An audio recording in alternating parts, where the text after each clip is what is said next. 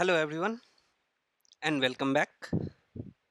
Today, we will be exploring the fundamental of money market securities, focusing on their pricing and yield calculation. Last week, we looked into the money market instruments, their uses, and how what's the importance of these instruments in the money market.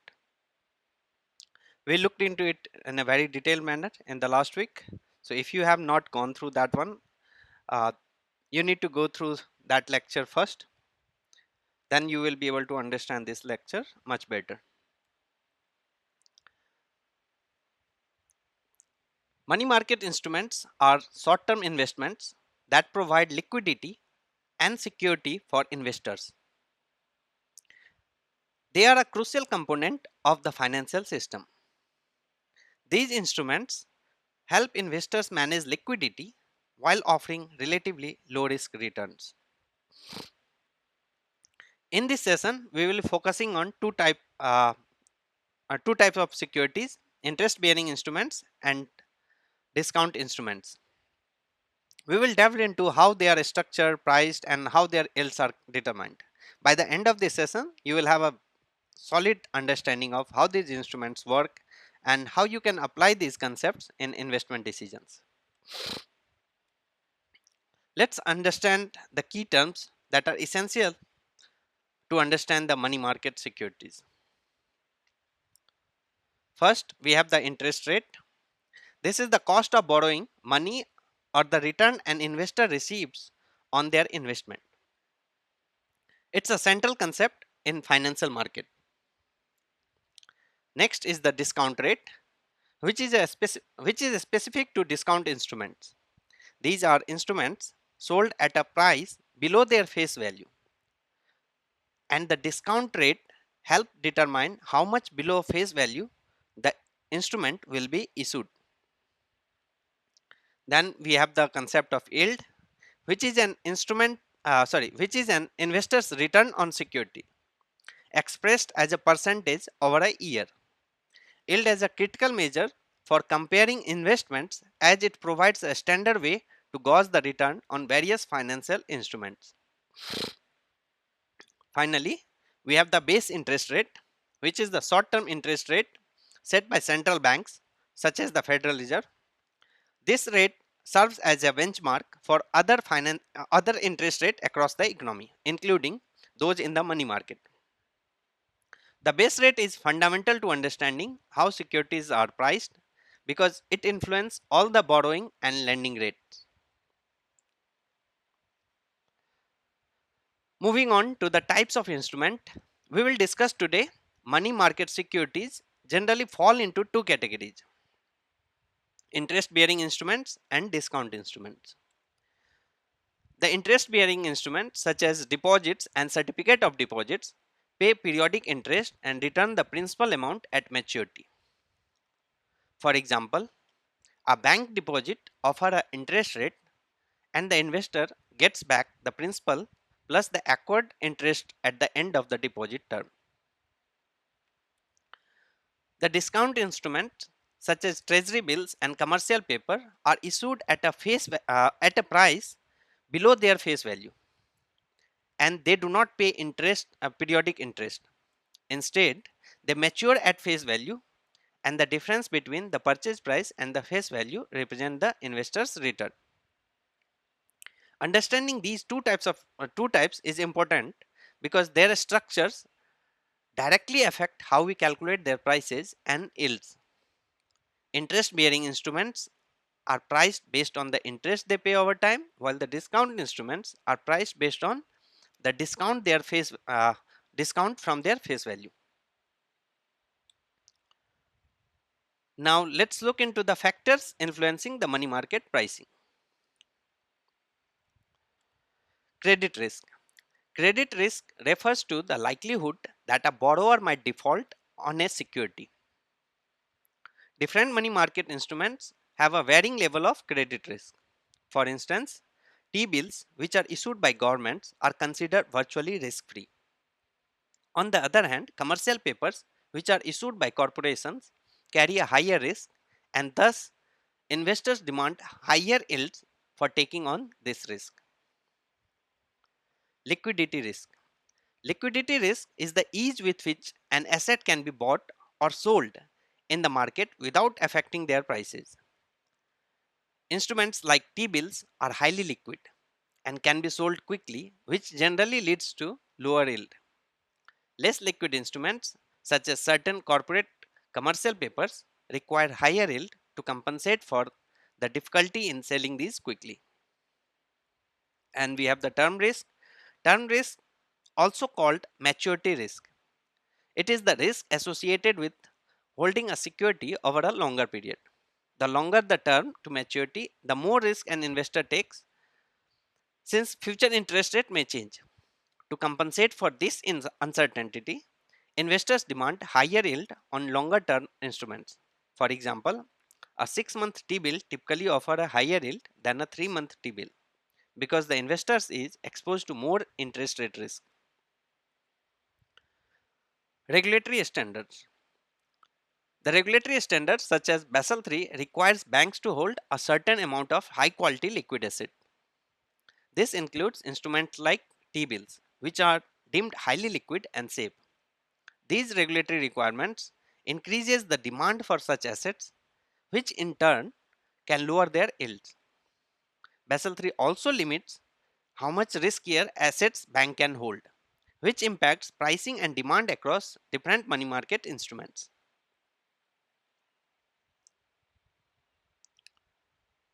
Now let's look into the pricing and yield for both interest bearing instrument and discount instruments. Considering both the primary and secondary market, since the method of calculating yield is essentially the same for both instruments, that is the primary and the secondary market, so we will present it as a single yield formula. Let's first look into the primary market of interest bearing instrument. In the primary market, where securities are first issued, the pricing and yield calculations differ slightly between the interest bearing and discount instrument. For interest bearing instruments like deposits, the maturity value is calculated using a simple interest formula. The formula for calculating the maturity value is this one: P into 1 plus R into T divided by D, where P is the principal amount that has been paid, R is the annual interest rate, T is the time to maturity, and D is the day count basis. So day count basis basically changes country to country. In the US, typically 360 days are considered as a year in the counting of interest. In Europe, 365 days are considered generally as the number of days for the year. Let's go through an example. If you deposit 10,000 euro for 181 days at an interest rate of 2.25% per annum with a day count basis of 365 days, you will receive at the end of 6 months, that is the 181 days later, you will receive 10,113.13 pound, sorry, euro, and you can calculate it using this formula. Now let's look into the secondary market. So suppose you have bought a CD and you want to sell that CD in the secondary market. So in secondary market, whatever is the maturity for you, it becomes uh, okay. So let's look into this one first, the formula for secondary market. So sales price is equals to maturity values divided by 1 plus the current rate times T remaining divided by D. Now this formula is just a manipulation of this formula, because if you consider this purchase price as a sale price, because that sale price is a purchase price for someone else, the maturity value remains the same because this is an interest bearing instrument. Maturity value has remained the same. If you divide this by this one, that is 1 plus R into T divided by D, the only thing that has changed is the rate of interest. So suppose if you have bought something 3 months back, and now the interest might have got changed. So this is the current rate of interest, and the T, that is if you have bought a CD for 6 months and 3 months has already passed, the remaining time is only 3 months, right? So you should ideally get a 3 month interest, not the 6 months. So that's why this formula is with the calculation of current rate and the time remaining. The D remains the same because this is the time that is counted as a basis count. So if it is 360, it remains 360. If it's 365, it remains the 365. So whatever is the sales price for the primary borrower, primary lender becomes the sales price for the secondary persons, whoever has bought it. Okay, yield is also remains the same as the interest rate in the interest bearing instrument. The formula is again the same, the interest divided by principal. The interest is not interest percent, this is the actual interest amount, that is whatever the principal plus interest minus principal, so that is the absolute interest amount divided by principal, whatever you have paid. So whatever interest you have received divided by whatever you have paid into day count is the day basis. So if the interest is calculating based on 365 days basis or 360 days basis, you should take that in consideration, and whatever is the time remaining. So if you have bought it in the secondary market, then in that case the time remaining will be reduced. If you have bought it in the primary market, then time remaining will be same as that at the time that you have bought it and whatever time that has remained. And if you calculate this yield, you will find that for both primary and secondary market, the yield will remain same as the interest that you will receive, the percentage interest. Now let's look into the discount instrument. The pricing is calculated based on discount rate.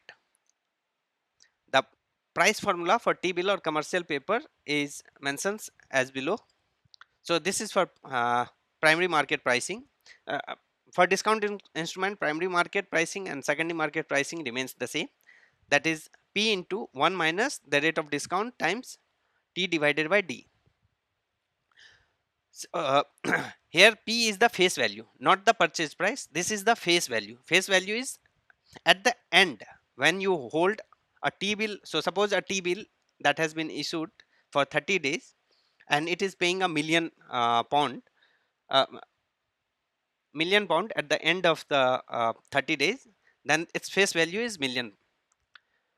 Now 1 minus R is the rate of discount. So rate of discount, let's assume it has 4.75% of rate of discount. So this remains the R. The T is for 31 days. So if it is for 31 days, 31 days, and D is the basis. So if we had taken that it was issued with a day basis of 365 days, then it's a 365. And if you calculate it properly, then it comes to around 995,965.75 pound. This is the purchase price. This is the amount that you pay to receive a 1 million pound of face values T bill. Now, after 10 days, if you decide to sell these securities due to some reason, how much money you will receive? Now, suppose also that the rate of interest has got changed. Earlier it was 4.75, now it is 4.45, and the time remaining has been reduced as well to 21 days. The formula remains the same. Whatever is the purchase price, so this is a sales price for you, but this is a purchase price for someone else based on the current rate and current time that has remained. So the same 1 million at the end of the day, the buyer will receive 1 million. Whoever has the T bill will receive 1 million pound. Now to calculate it, it's 1 million into 1 minus current rate. Current rate that was earlier 4.75, that has been reduced to 4.45, and that time remaining has also been reduced, that has been 21 days, and the D remains the same because this is the basis remains the same, basis count. If you calculate it, it will come to you something like 997,438.36 pound. So this is the amount that you will receive after 10 days. Okay, and this help you understand as well if why yield is different than the interest rate. So if you have bought a securities for 4.75% and after 10 days the rate of interest gets changed to 4.45%, the value of your securities get increased, and yield you will receive a better yield. To look into it into detail, look into the blog that I have written. There I have explained it in details. Now to calculate the yield, what you need to do is the profit. So the profit is whatever is the sale price minus the principals that you have paid, divided by the purchase price times days count, that is the day basis, divided by time remaining. So if you calculate it, generally you will find that this is higher than the discount rate. The reason being, discount rate is applied on the face value. Face value generally remains higher, and the yield is calculated on the investors purchase amount. So whatever they have paid for that price, and the purchase price remains lower, that's why the yield is generally higher than the discount rate. Now let's look into the implied forward rate. This is another very important concept in the money market. This is a rate that is implied by current yield curve and reflect market expectations of future interest rate. Implied forward rates are calculated by looking at the difference between the long term and short term rate. So now let's take an example and try to understand it through an example. If we have a 6-month rate of 6% and a 12-month rate of 7%, okay, and the day count basis, let's assume it to be 360 days. So first we need to calculate the future value factor. The future value factor is calculated at 1 plus rate whatever is 6 months or 12 months times uh, the time that has remained. For 6 months it will be 180 days. For a year product it will comes 360, because that's the basis. And if you calculate it, you can say that the future value factors will come at 1.03, and the 12-month investment, that is the 12 months rate, will be 1.07%. So this can be calculated it pretty easily, because 6% is the annual rate. For 6 months rate, that will come at 3%, so that's why it is 1.03, and for 7% it's for an entire year, so obviously you will receive 1.06%, sorry, 1.07. That is the future value factor will come at 7%. It's pretty straightforward. Now let's move into the second step, that is the break even factor. So if there is a difference between the 12-month rate and the 6-month rate, then we need to calculate the break even factor, where both of the rate will combine and merge. If you divide by 12 months divided by 6 months future value factor, it will come around this number, that is 1.038835. Now to calculate the implied forward rate, you need to subtract -1 from this one time and multiply it by the day count basis divided by whatever the t forwards that has been used. So the day count basis over here is 360 that we have taken, and the time forward will be 180 days, because this is the 6 months forward that we have taken, so that is 180. If you calculate it, it comes as 7.767. So now this is very interesting. With these forward calculations, you can expect that the market is expecting a rise in the interest, because the current 12-month rate is 7%, and now you are coming up with 7.767%. That means the market is expecting that there will be a rise in the interest rate. So if you are an investor, you might prefer a short-term investment now, because the future rate might be higher. And if you are a hedger, then in that case you will try to hedge the interest rate that you can currently get.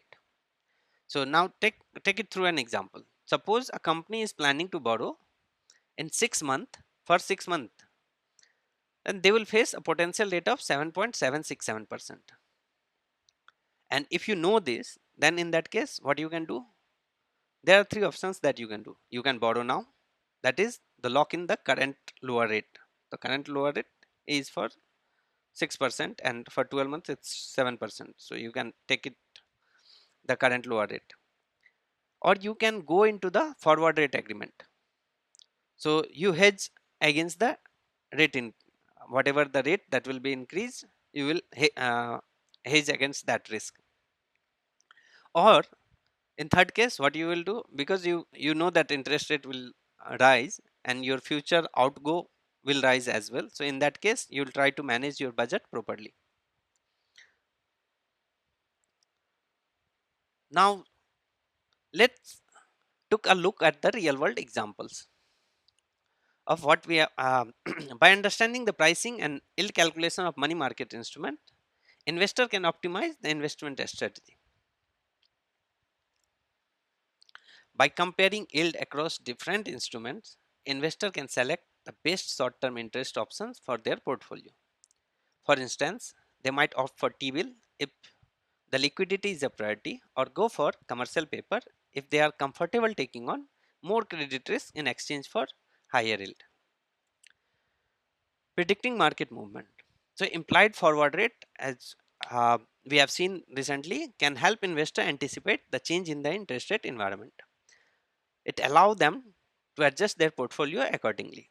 If the forward rate suggests rising interest rate, investors might want to shift to shorter term instruments to lock in better rate later.